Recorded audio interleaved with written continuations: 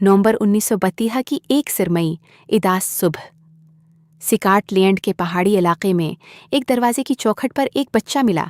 कोई नहीं जानता था कि ये कहाँ से आया।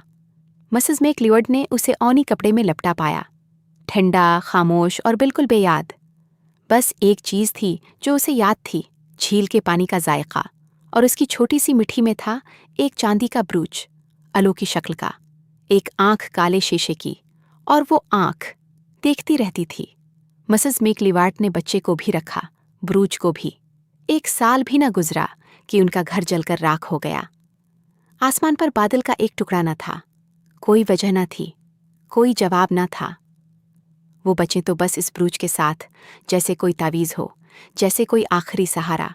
फिर उन्होंने वो ब्रूच अपने भांजे को दे दिया, एडिम्ब्रा का एक बनकर कामयाब, खुशबाश, अपने आप पर भरोसा रखने वाला।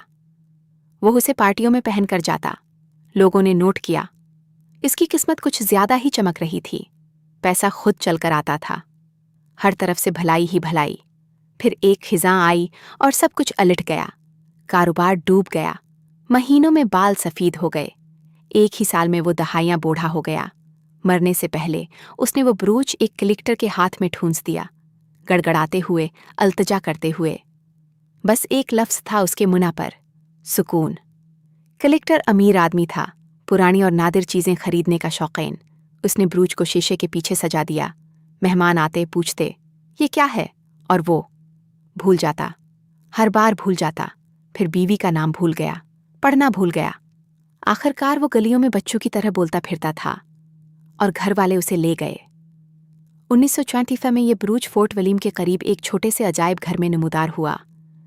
क्यूरेटर ने उसे दर्ज किया, हाईलैंड की यादगार, शायद सेल्टक, शायद कुछ और। कोई फैसला ना हो सका।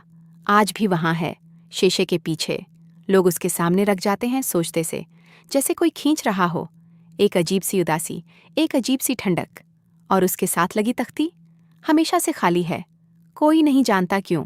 अब आप बताएं, वो बुरूज आखिर है क्या? और वो बच्चा जो इस सर्द सुबह चौखट पर मिला था, वो कहाँ से आया था?